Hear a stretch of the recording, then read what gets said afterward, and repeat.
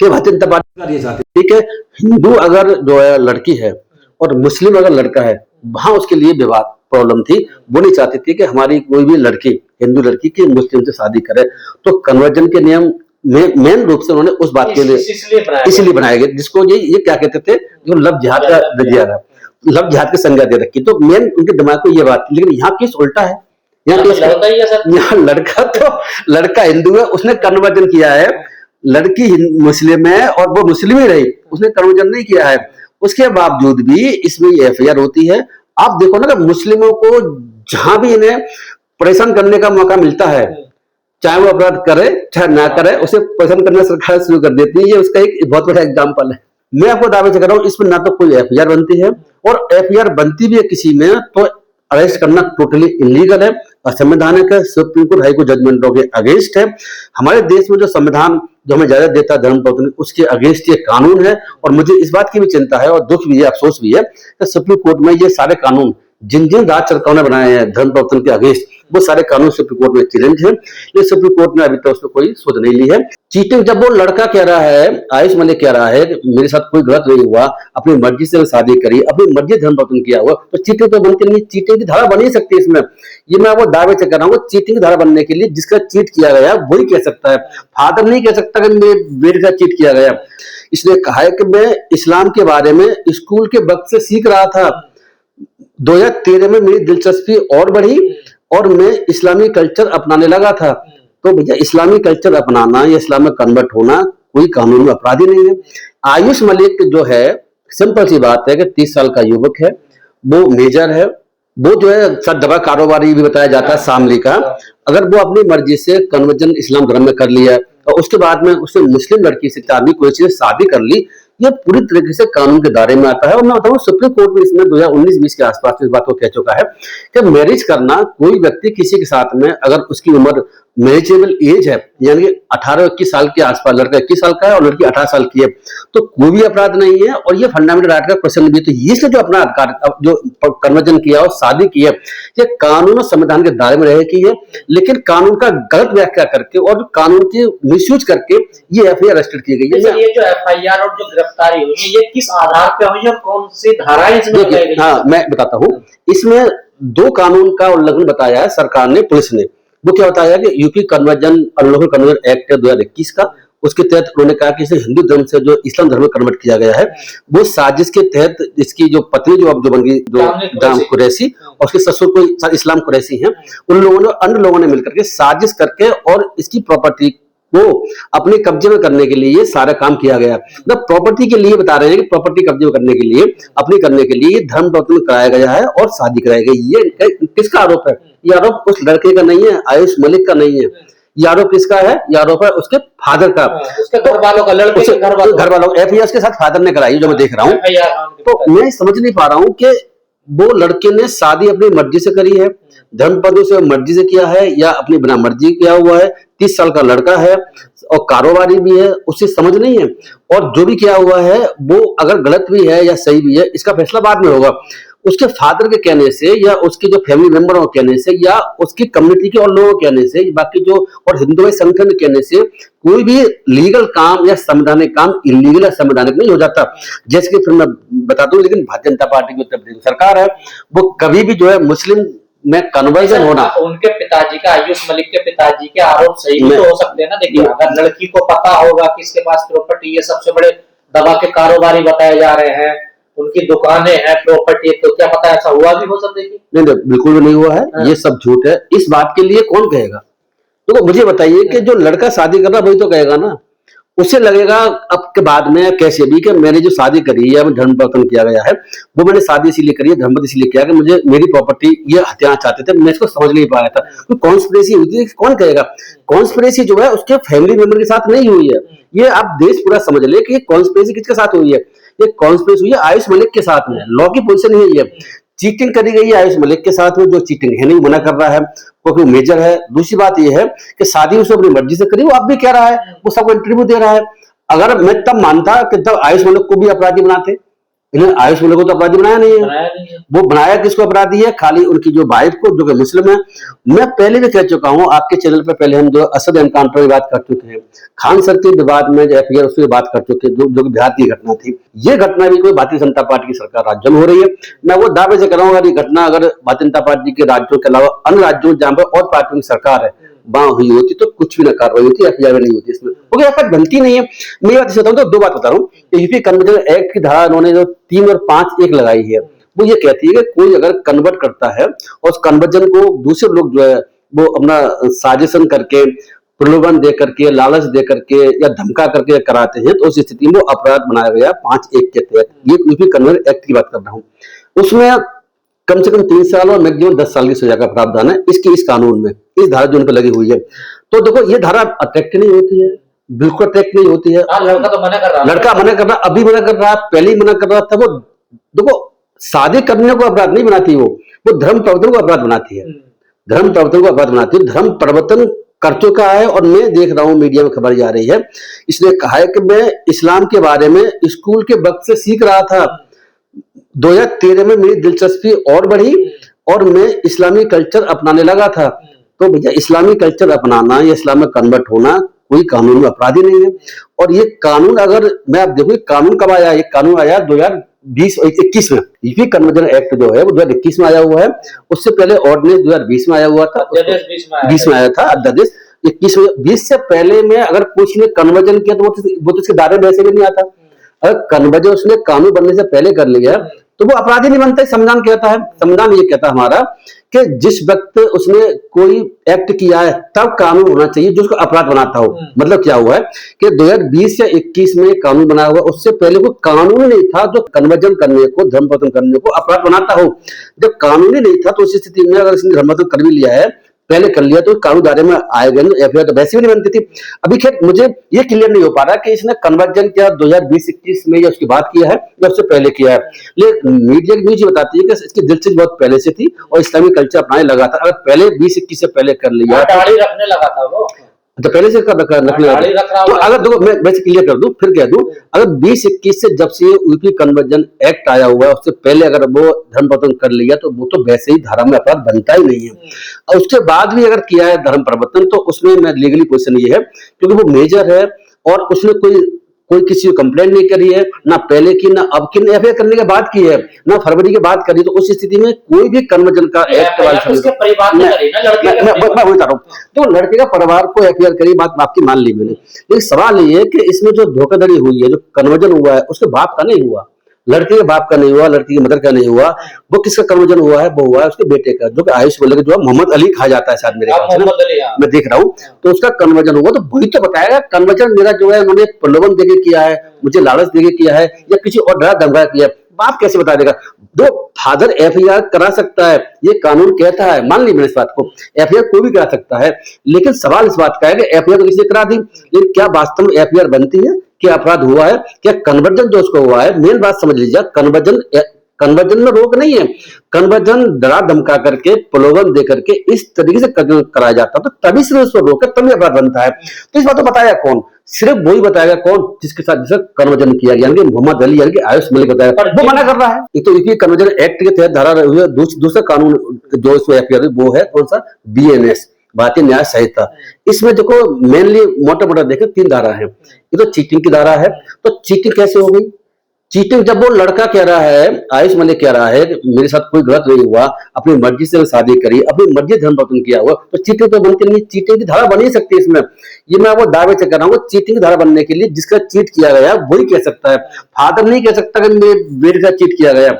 और हमारे supreme court में बहुत से जजमेंट हैं जो नाबालिग लड़का होता तो फादर कह सकते थे ना, उस स्थिति में कह सकते थे, लेकिन उस नहीं, वहां बाप फिर भी नहीं कह सकते थे। यहाँ ये केस डिफरेंट है। लड़का का नाबालिग होता, उसके बाद कोई इंसिडेंट होती तब अलग बात है। ये धर्म परिवर्तन वाली कहानी डिफरेंट है। शादी और कल में एक मत सुनो कि ये जो 420 चीटिंग का मामला जो अब इसे 318(4) बोला गया। चीटिंग जो 318(4) में आती है आज के समय में, जो BNS के तहत जो 7 साल की सजा का प्रावधान है। मैं दावे से धारा बनती नहीं है। अब आगे चलते हैं। 2 धारा लगी है, 336(3) और 338 धारा है। ये दोनों धारा है फौजरी, कूट रचना बोलते हैं हिंदी में, मतलब कोई डॉक्यूमेंट ने फोर्ज किया हुआ है। मुझे जानकारी नहीं मिल पा रही इसमें से कि आखिर डॉक्यूमेंट कौन सा है जिसको फौज बता रहे हैं। अगर डॉक्यूमेंट कोई फर्जी बनाया हुआ है तो पहले पता चल जाएगा फर्जी है भी कि नहीं है। जब तक पुलिस इसकी जांच ना कर ले, एफएसएल से कहीं से रिपोर्ट ना मंगा ले, तब तक फर्जी कह नहीं सकते इसको। तो आज की डेट में फर्जी डॉक्यूमेंट, वो डॉक्यूमेंट अगर कोई निकाह नाम अगर डॉक्यूमेंट फर्जी है, अगर सपोज, या कोई डॉक्यूमेंट कह सकते हैं कि कन्वर्जन डॉक्यूमेंट कोई बना रखा है उन्होंने, मुझे बनाया होता है वो फर्जी है। तो फर्जी में बात करो, फर्जी डॉक्यूमेंट क्या होता है, सिर्फ जगह से बहुत सारे हैं जो पता क्या कह चुके हैं कि अदालतों को भी आज तक ये नहीं पता है कि डॉक्यूमेंट फर्जी की परिभाषा क्या है। ये मैं सुप्रीम कोर्ट जजमेंट बता रहा हूँ आपको, 2013-14 में एक मोहम्मद इब्राहिमी जजमेंट था, बाकी जजमेंट और भी है। सुप्रीम कोर्ट कह चुका है कि हमारे कानून को 1860 से आईपीसी बना है, तब से फौजी चल रही है। जजों को आज तक नहीं पता कि फौजी का मतलब क्या होता है। पुलिस को क्या पता होगा, पुलिस के बारे में से बहुत कमेंट किए, तो ये मुझे पूरी उम्मीद है फौजी की धारा 20 में 7 मिनट तक नहीं होगी। लेकिन फाइनली कहने से पहले जब तो डॉक्यूमेंट न देगा तो मैं नहीं कह सकता।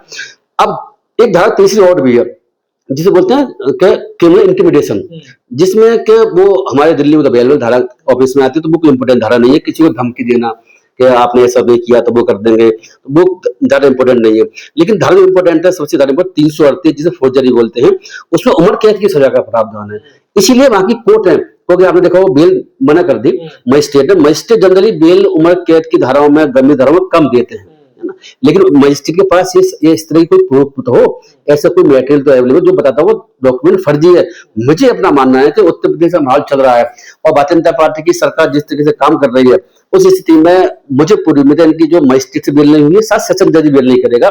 बेल अगर होगी तो इनकी मुझे लगता है कि सिर्फ हाईकोर्ट की हो पाएगी। जैसे आपने कहा कानून अधिकार देता है सबको धर्म परिवर्तन करने का, अगर वो 18 साल से ऊपर का है, इसमें लड़की को दिक्कत नहीं, लड़के को दिक्कत नहीं, तो फिर क्यों इतना माहौल बनाया? सरकार को दिक्कत है ना, मतलब आप समझो ये दिक्कत जो सरकार तो कानून से चलेगी ना सर। देखिए कहाँ चल रही है कानून से, आपको लग रहा है सरकार कानून चल रही है? देखो सरकार ना तो कानून से चल रही है ना संविधान से चल रही है।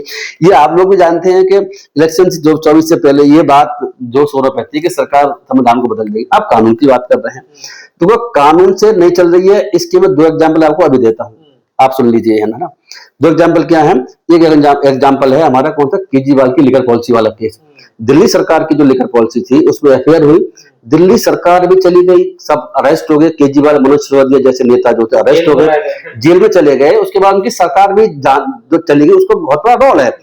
और बाद में फिर वहां की डिस्ट्रिक्ट सेशन जज ने क्या कह दिया, राजबंदी कोर्ट ने, कि पूरा फर्जी केस है, कोई ऑफिस ही नहीं बनता, कोई धारा ट्रैक्ट नहीं हो रही।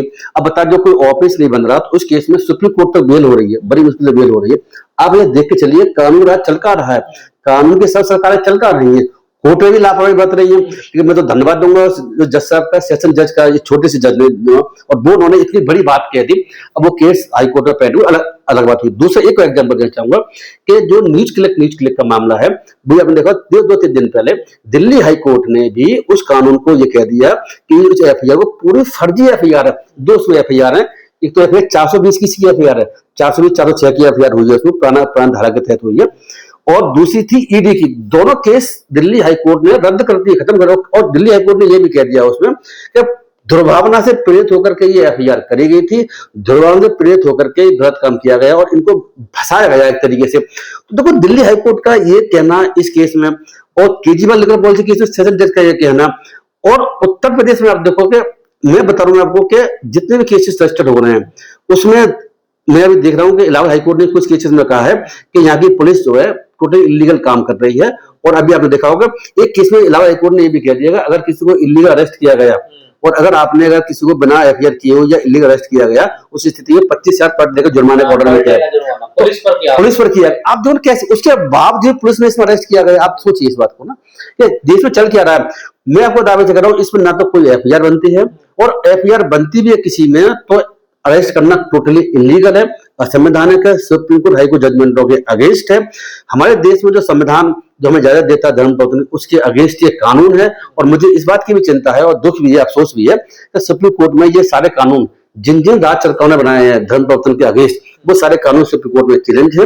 ये सुप्रीम कोर्ट ने अभी तक उसमें कोई सोच नहीं ली है, और ये कानून ऐसा कानून है बीजेपी को मदद करता है, तो उसमें डिले हो रहा है। अब कब तक सुप्रीम कोर्ट डिसाइड करेगा मुझे नहीं पता। तब तक क्या होगा कि सैकड़ों नहीं हजारों युवा, हजारों मुस्लिम लोग कन्वर्ट होने के बाद में कन्वर्जन करेंगे तो उनको झूठा फंसा करके उनको उल्टी सीधी बात करके उनको जेल में डाला जाएगा। तो ये जो केस मैं बता रहा हूँ, ये केस उसी तरह के जैसे मैं हम आपके चैनल पर कह सके असद एनकाउंटर वाला केस को हम गलत बता सके, इस तरह से कह सकते हैं कि खान सर वाला केस जो बिहार में हुआ था, भाभी उन पर जो एफआईआर हुई है वो भी मैं कह सकता हूँ कि मुस्लिम होने की वजह से उसका रोल ज्यादा है। यहाँ पर जो केस हुआ है, ये देखो मैं ऐसा इसको एक बात बता दूं, इस केस में तो मुझे एक नई बात ये लगी, नई बात ये थी कि अभी तक क्या चल रहा था कि भारतीय जनता पार्टी ये चाहती थी कि हिंदू अगर जो है लड़की है और मुस्लिम अगर लड़का है, वहां उसके लिए विवाद प्रॉब्लम थी। वो नहीं चाहती थी कि हमारी कोई भी लड़की, हिंदू लड़की की मुस्लिम से शादी करे। तो कन्वर्जन के नियम मेन रूप से उन्होंने उस बात के लिए इसलिए बनाए गए, जिसको ये क्या कहते थे, जो लव जिहाद का दिया था, लव जिहाद की संज्ञा दे रखी। तो मेन उनके दिमाग में ये बात, लेकिन यहाँ केस उल्टा है। यहाँ लड़का हिंदू है, उसने कन्वर्जन किया है, लड़की मुस्लिम है और वो मुस्लिम ही रही, उसने कन्वर्जन नहीं किया है। उसके बावजूद भी इसमें एफआईआर होती है। आप देखो ना कि मुस्लिमों को जहां भी इन्हें परेशान करने का मौका मिलता है, चाहे वो अपराध करे चाहे ना करे, उसे परेशान करना सरकार शुरू कर देती है। ये उसका एक बहुत बड़ा एग्जाम्पल है। पूरा हिंदू मुस्लिम का रंग दिया जा रहा है इसको, खासकर मीडिया के द्वारा। देखिए ऐसा है कि ये जो पूरा एफआईआर है, मेरे हिसाब से इलीगल एफआईआर है और असंवैधानिक एफआईआर है। मैं दो बात इसलिए कह रहा हूँ, उससे पहले मैं आगे बढ़ने से पहले एक बात पहले बता दूं कि आपको पता होगा कि क्योंकि ये कन्वर्जन का केस है, तो कन्वर्जन के बारे में बात करनी पड़ेगी थोड़ी सी। कि आपको पता है कि डॉक्टर अम्बेडकर ने, बाबा साहब ने 1956 में कन्वर्जन किया था और वो लाखों लोगों को लेकर किया था। उन्होंने हिंदू धर्म पसंद नहीं आया और उन्होंने पहली घोषणा की, बात उन्होंने चेंज कर दिया और वो बुद्धिज्म अपना लिया। अब देखो आज अगर डॉक्टर बी आर अम्बेडकर, बाबा साहब वगैरह होते और उत्तर प्रदेश में या उन राज्यों में जहां पर भारतीय जनता पार्टी की सरकार है और कन्वर्जन लॉ लागू है, वहां होते, तो मेरा दावा है कि वो कन्वर्ट बुद्धिज्म में हो नहीं पाते। और अगर कन्वर्ट करते तो उस स्थिति में उनके खिलाफ इसी तरह से एफआईआर होने की संभावना पूरी तरीके से थी। मैं आप दावे से इस बात को कह रहा हूँ। ये भारतीय जनता पार्टी की सरकार है, मैं इसीलिए इस बात को कह रहा हूँ कि ये बिल्कुल भी नहीं चाहती है कि कोई भी व्यक्ति जो हिंदू है वो किसी और धर्म में, चाहे इस्लाम में या किसी और धर्म में कन्वर्ट हो जाए। उसी कन्वर्जन को रोकने के लिए ही उन्होंने ये 2020 में, 21 में और अलग अलग राज्यों में, अलग अलग सालों में भारतीय जनता पार्टी जहां सरकार, राज्य सरकार ने कानून ज्यादातर बना दिए हैं। अब कन्वर्जन असंभव से हो गया है, बावजूद इसके कि संविधान कन्वर्जन की इजाजत देता है। आर्टिकल 25 से लेकर 28 तक आप देखेंगे तो conversion is also fundamental right. मतलब ये इंपॉर्टेंट बात मैं बताने की कोशिश कर रहा हूँ कि संविधान को उसमें बीच में लाना पड़ेगा। ये संविधान का वायलेशन है। ये जो एफआईआर है, ये अरेस्ट है, ये संविधान का वायलेशन है, ना कि कानून का वायलेशन है, संविधान का ही वायलेशन है। कोई व्यक्ति इस देश में किसी भी धर्म का हो, कोई भी धर्म अपना सकता है और कन्वर्ट कर सकता है। ये संविधान खुद ही कहता है, इसमें संविधान में कोई रोक नहीं है। तो आयुष मलिक ने कोई गलत काम नहीं किया? देखो बिल्कुल भी गलत काम नहीं किया है, क्योंकि वो ये तो मेजर है, उसकी उम्र 30 साल के आसपास बताई जाती है, वो 18 साल से नीचे भी नहीं है। और इस ऐसी स्थिति में वो अपने, उसका माइंड और उसकी जो सोच है, हमारा कानून और संविधान में इस बात की इजाजत देता है कि वो जो करना चाहे कर सकता है, कुछ भी कर सकता है जो कानून से, जिसकी मनाही ना हो, कानून में रोक ना हो। तो उसने जो कन्वर्जन किया है वो अपने संवैधानिक अधिकार का, जो फंडामेंटल राइट का, आर्टिकल 25 का इस्तेमाल करते हुए अपने ये काम किया हुआ है। कहीं कोई रोक नहीं है। लेकिन जो उत्तर प्रदेश की सरकार ने और बाकी और सरकारों ने, बीजेपी की ने जो एंटी कन्वर्जन लॉ करके जो लव जिहाद टाइप के जो कानून बना दिए हैं, जो कानून सुप्रीम कोर्ट ने पेन देंगे, वो चैलेंज भी कर रखा है, वो कानून इनके रास्ते में रोड़े बने हुए हैं। तो देखो मैं बता दूं, जहां तक इसका जब मैंने केस देखा, इसके बारे में जानकारी करी, तो मुझे इतना दुख हुआ कि हमारे देश में चल क्या रहा है। क्या देश अब पूरी तरीके से असंवैधानिक और इलीगल काम करेगा? सरकार है और पुलिस भी और न्यायालय भी क्या असंवैधानिकता को, इलीगल काम को बढ़ावा देंगे? तो ये देश चलेगा कैसे? मैं तो इसी में चिंता मुझे होने लगी है।